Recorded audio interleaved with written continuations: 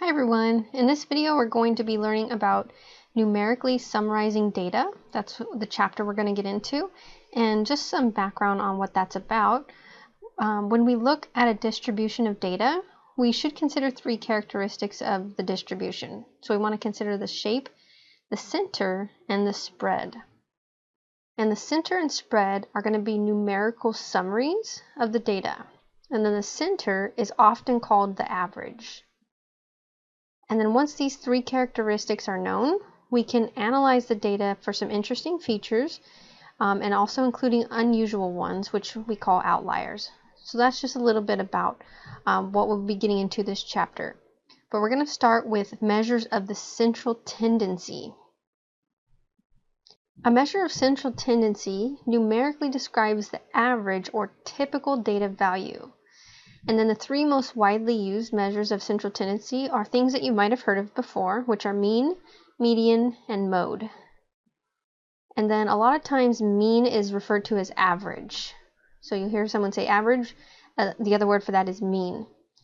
Be careful though, sometimes you hear average, but it actually is being used to talk about median and mode. So just be aware, technically average means mean. Okay, so just some background for us before we get into the new stuff. An entire group of individuals that's to be studied is called a population, and a parameter is a numerical summary of a population. So if you're studying a whole group, the entire group, that's what we call population. But if you take a subset of that group, of the population, we call that a sample. And so the difference now with the numerical summary is that for a sample, we call that a statistic. So just two different names based on whether it's a sample or if it's the whole population.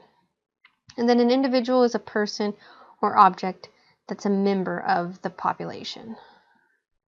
So just a quick example of the difference between parameter and statistic. So suppose 48.2% of all students on your campus own a car. This is a parameter because notice it said all students, so it was the entire student population. Now, if we suppose that 100 students were sampled and we found out that 46% of them own a car, we would call that 46% a statistic because we were taking it from a sample of the population. Now, random sampling is the process of using chance to select individuals from a population. So we want to do this to where this is true. When we take a random sample, it has to make sure that it's a good representation of the population. So we let it be left to chance or randomness.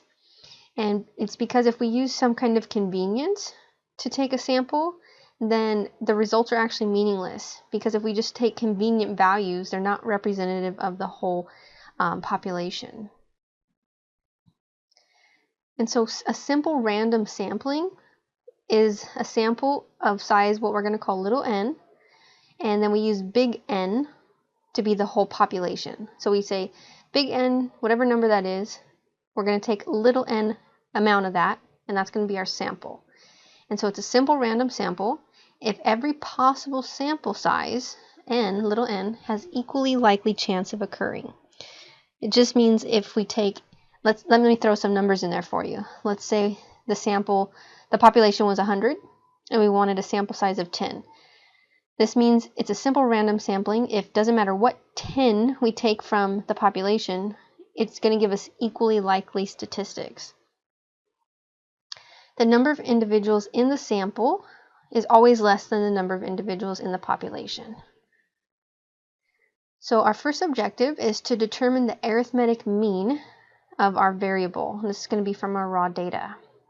So real quick, arithmetic mean is going to just be computed by adding all the values of the variable up and then dividing by the number of observations in the data set. The population arithmetic mean, which we use the Greek letter mu to represent, is the same thing, same calculation, but we're doing it based on the population. So the number of observations is the number in the population. And then the sample arithmetic mean, which is represented by x bar, it's the same calculation, adding up all the values, but then you divide by the number of observations. In this case, we were using that number little n for the sample size. While other types of means exist, the arithmetic mean is generally the one that's referred to. So the calculation here, notice that this is for a population. So if there's capital N observations in the population, my example was 100, so pretend this is 100, you add up all of the values, 1 through, from observation 1, observation 2, all the way to observation 100, then you divide that sum by 100, or whatever n happens to be. And then the notation we use for that, this is Greek capital sigma. Sigma means summation. So it's saying add up all these x sub i's, in our case 1 through n, and then divide by n. Very much the same for sample size, or sample arithmetic mean.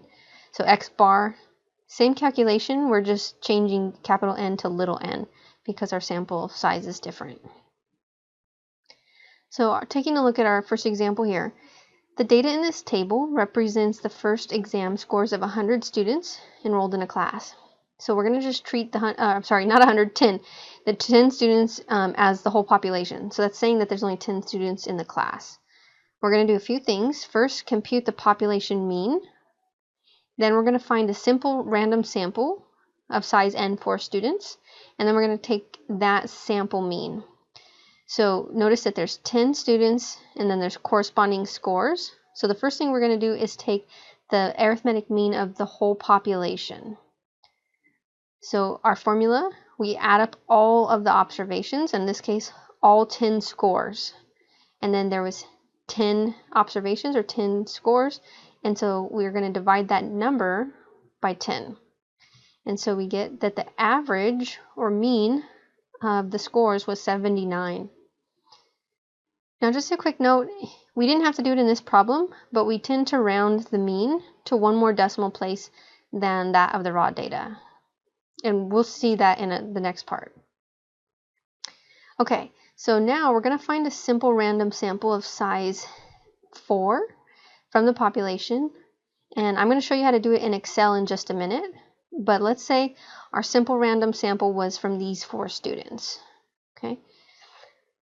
So to compute the mean of the sample, we're going to add up those 4 scores, and then we're going to end up dividing by 4. And so we got it out of those 4 scores, the average or mean was 73.8.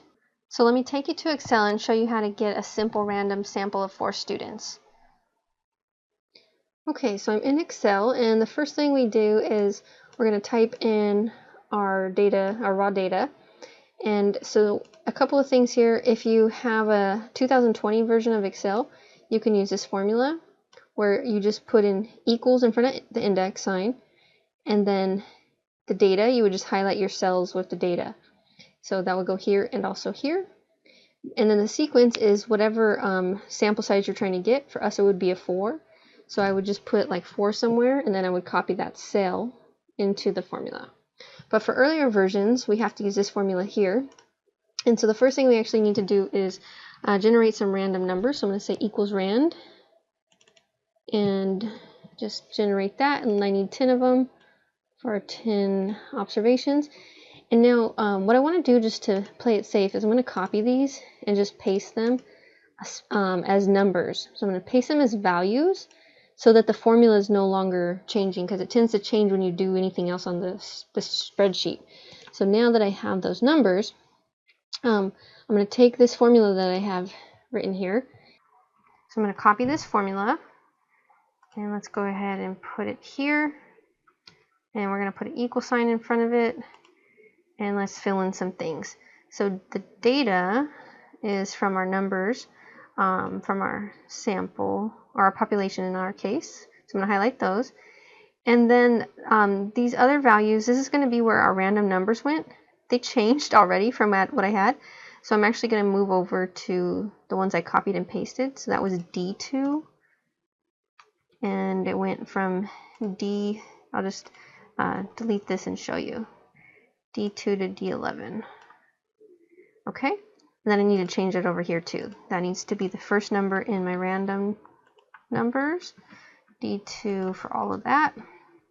Okay, so there's my first random number, and I need 4 of these, so I'm going to just drag down for 4. And there it is. So same thing, I'm going to copy and just paste these as a values. So paste as values in case they change based on the formula. Now to get my mean, I can use the calculator, but since I'm in Excel, I might as well do that. So I'm just going to say average. So average, and we're going to highlight those. And the average of those scores was 73. And so that's one way to do it, and that's using Excel. Okay, so one of the reasons why we did the Excel the way we did with the formula is to avoid duplicates in our sample. So now going on, it helps to think of the mean of the data as a center or center of gravity. So for example, for this histogram, the data is like perfectly balanced on each side of the mean. With the mean 79, that's right there in the middle, balancing in terms of the data values. If you could think of them like on a scale, they wouldn't be tipping over. All right, next objective, determine the median. So we just dealt with mean, now the median. And the median is a variable is the value that lies in the middle of the data. And so this requires that we arrange the data in ascending order. Capital M is going to be used for median. So the first thing you have to do whenever you're trying to find the median is to rearrange your data so that it's in ascending order.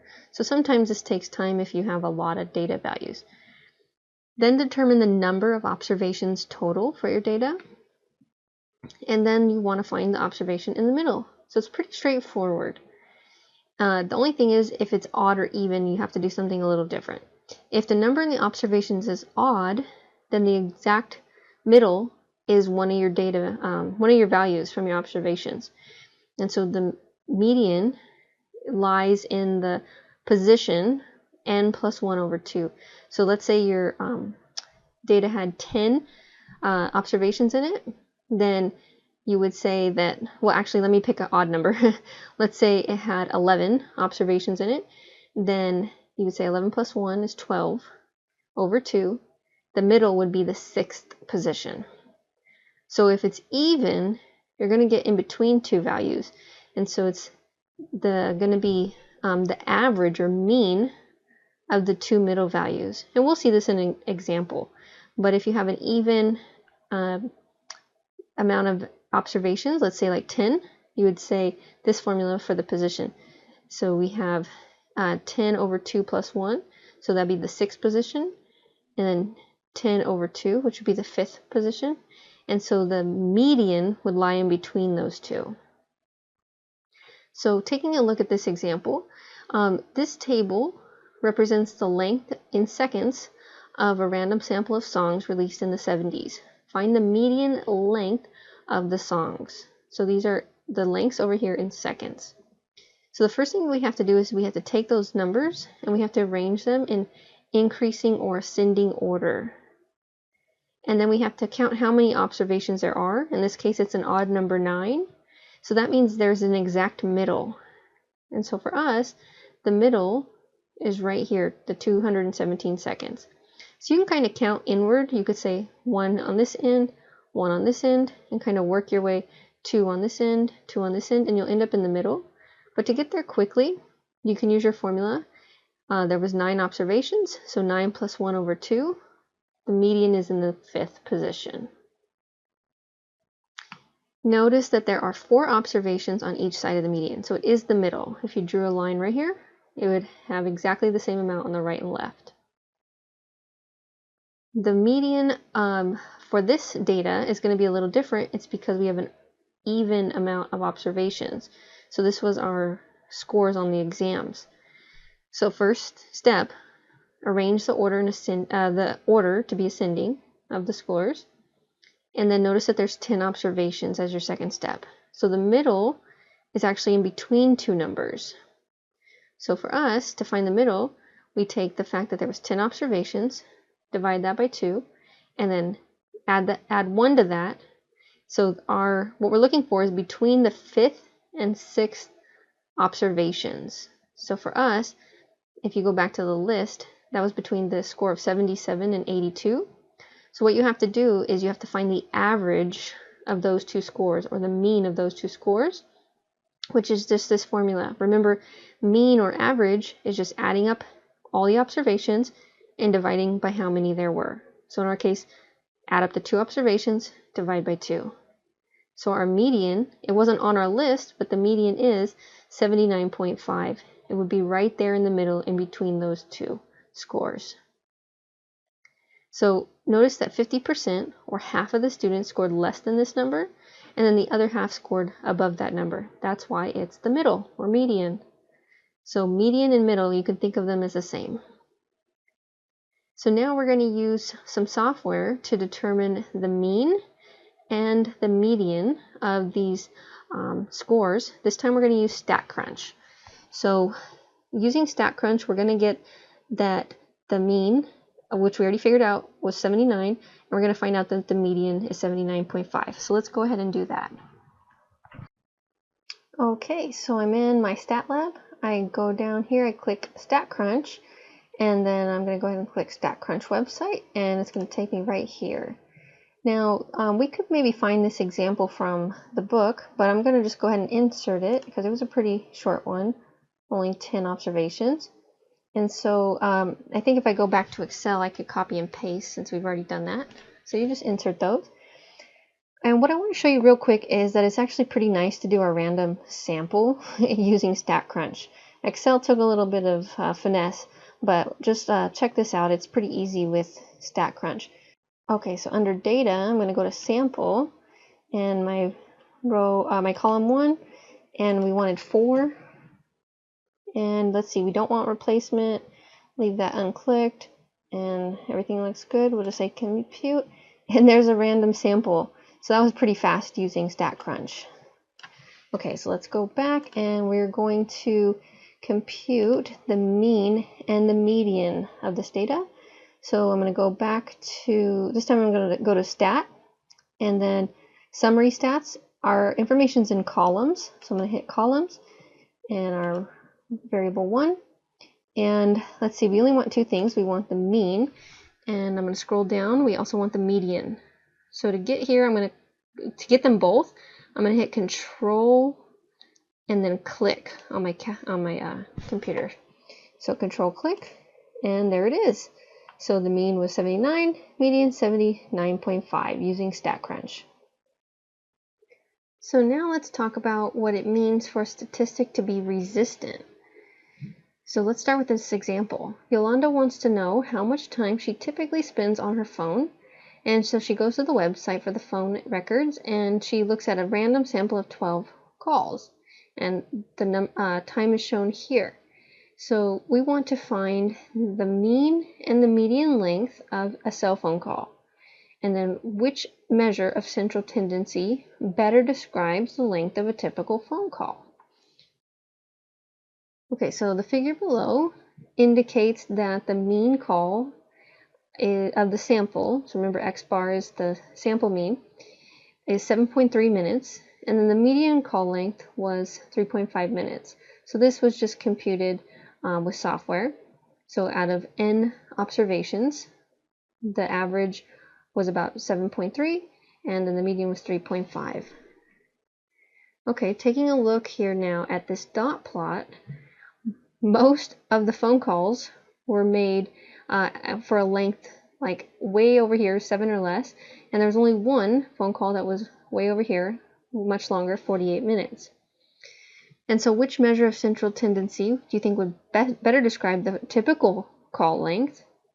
Now, because only one phone call was longer than the mean, if you remember the mean was like 7.3 minutes, the mean is actually not representative of a typical call length.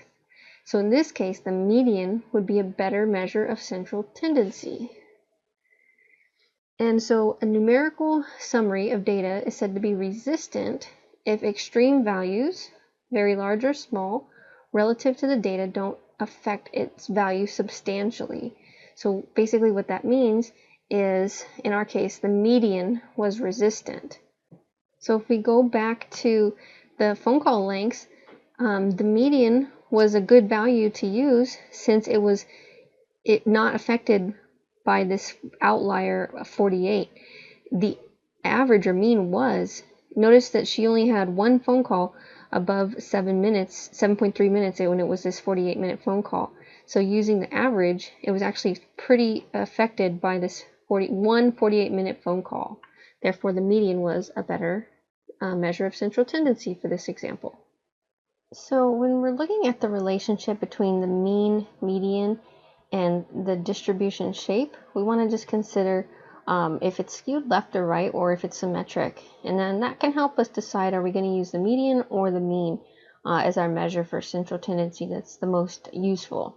So if our shape of our distribution is skewed left, then notice the median would actually be over here to the right of the mean. So the mean's more toward that left tail. If the distribution is skewed right, then the opposite happens, where the median is a larger number, and this is what happened with our phone call example, then the mean, is a larger value than the median. But if the shape is fairly symmetric, then the mean and the median are relatively close, maybe even equal. And so this can help us decide which measurement we're going to work with, or which will be most meaningful. So take a look at this example. This has baby weights in pounds for 50 randomly sampled babies. So we're going to find the mean and the median, and then describe the shape of the distribution, and then which measure of central tendency would better describe the typical birth weight. Okay, so this time I'm going to use a graphing calculator, the TI-84 Plus C, to calculate these values. You can use StatCrunch, you can use Excel, but let's go ahead and use the calculator for this one. Alright, so what we have to do for the calculator is we're going to go to Stat, and then we have to edit, so I'm going to hit Enter, and then I need to input my values on the list, my raw data. So I entered all of these, there was 50 of them, so you just enter each one. Similar to if you were using StatCrunch or Excel, you just enter the raw data. And then here what we're going to do is, now it's a little delayed, what we're going to do is we're going to hit Stat, and we're going to go over one to calculate, and one variable stats. I'm going to hit Enter. Okay, we have our list, and we're going to go down to calculate, and it's going to run the calculations for us. So remember, X bar is our sample mean. In this case, it was the 50 observations for the babies. So the average or mean was 7.5 if we round. And then let's see what else we have here. Let me scroll down. The median right here was 7.35. So think about what that tells us before we even look at this visually with maybe a histogram. The median is 7.4 roughly, and then the average, the mean, was 7.5. So they're really close to each other in value. So when we look at this as a graph, we're going to see a somewhat symmetric shape. Okay, so let's take a look at our frequency histogram here and notice what this looks like in terms of the mean and the median. They're about right there in the middle. And so this distribution is actually symmetric and it's bell-shaped. The right and the left tails kind of trail off. And so we can tell visually, or also, like I said, by the mean and median being very close in value to each other. Now, because they're close in value, we're going to choose to use the mean as our measure of central tendency. Next, let's determine the mode of a variable. So we did mean, median, and now mode. So the mode of a variable is the most frequent observation of the variable that occurs in the data set. Just what happens the most. And so a set of data can have no mode, one mode, or more than one mode. So it just depends on the most frequent occurrence or observation. If no observation occurs more than once, then that's when we say the data has no mode. So the following example represents the number of O-ring failures on a space shuttle flight prior to the fatal flight of the Columbia that occurred in 1986. And so if you look at the values, it's 0, so this means 0 failures. So 0 failures for each of these flights, and then 1 failure, and then 2, and then 3. So it was increasing. So find the mode number of O-ring failures. And remember, mode was most frequent, so that's got to be 0. It occurred most frequently, 17 times. So let's find the mode of the exam scores in one of our examples. So the data was here, our observations. And if you take a look, every value only occurred once, and so the mode is non-existent, no mode here. A data set can have 2 modes. In this case, we say the data are bimodal. If a data set has 3 or more data values that occur with it with the highest frequency, the data set is multimodal. The mode is usually not reported for multimodal data because it's not representative of a typical value. And so we have here on the left a distribution with 1 mode, and then on the right a distribution with 2 modes. Okay, for this example, the data in this table represents the location of injuries that required rehabilitation by a physical therapist. Determine the mode location of injury. So we have hip, back, hand, neck, shoulder, so different locations on the body. So we'd have to, it might help to organize this in like alphabetical order because these are given in words, not numbers. And so if you did that, you would see that back occurred 12 times, which was the most. So that would be the mode. So here's some summary of measures of central tendency. We did mean, median, and mode. And so the computation for mean, this is just a shortened notation. It was the summation of all of the values in the data set, all of our observations, divided by either the population, if that's what we were observing, or the sample size. And then we can say that this is the center of gravity for our data. When to use the mean would be when data are quantitative and the frequency distribution is roughly symmetric. The median, remember that's the middle, we'd have to just arrange the data in ascending order and determine the value right in the middle. And what the median does is it just cuts the data in half. So half or 50% of the data is above the median and 50% is below. And then when to use the median is when the data is quantitative and the frequency distribution is skewed either left or right. And then mode, how we get that is we just tally the data to determine what happened the most. And it's just the most frequent observation. And when to use this is when the desired measure of central tendency or the data are qualitative. So, or when the most frequent observation is desired, or when the data is qualitative. All right, that's it for this one. Thanks for watching.